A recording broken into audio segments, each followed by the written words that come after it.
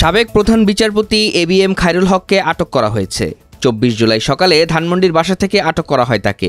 খায়রুল হককে আটকের বিষয়টি নিশ্চিত করেছেন ডিবির যুগ্ম কমিশনার মোহাম্মদ নাসিরুল ইসলাম। আটকের পর তাকে ডিবি কার্যালয়ে নেওয়া হয়েছে। তার বিরুদ্ধে পরবর্তীতে ব্যবস্থা গ্রহণ করা হবে।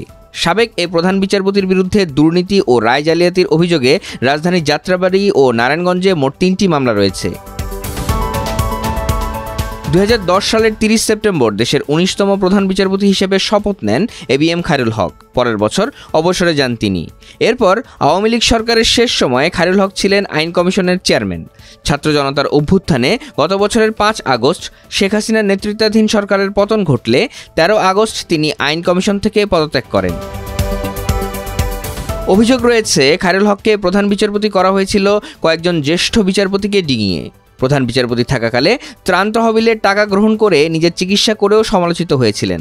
বিচারাঙ্গনে তুমুলভাবে আলোচিত সমালোচিত এই বিচারপতির কয়েকটি রায় চরম বিতর্ক সৃষ্টি করেছিল।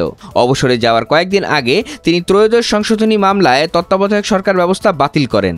আপিল বিভাগে 7 বিচারকের সমন্বয়ে গঠিত বেঞ্চে প্রকাশ্যে দেওয়া রায়ের মূল অংশে ছিল পরবর্তী 2টি নির্বাচন তত্ত্বাবধায়ক সরকারের অধীনে হবে। ওই অংশকে চূড়ান্ত রায়ে গায়েব করে দেন খায়রুল হক। এতে দেশে রাজনৈতিক সংঘাতের পথ উন্মুক্ত হয়। রাজনৈতিক একটি বিষয়কে আদালতের আওতাধীন করে বিএনপির প্রতিষ্ঠাতা সাবেক রাষ্ট্রপতি জিয়াউর রহমান স্বাধীনতার ঘোষক নন বলে রায় দিয়েছিলেন তিনি।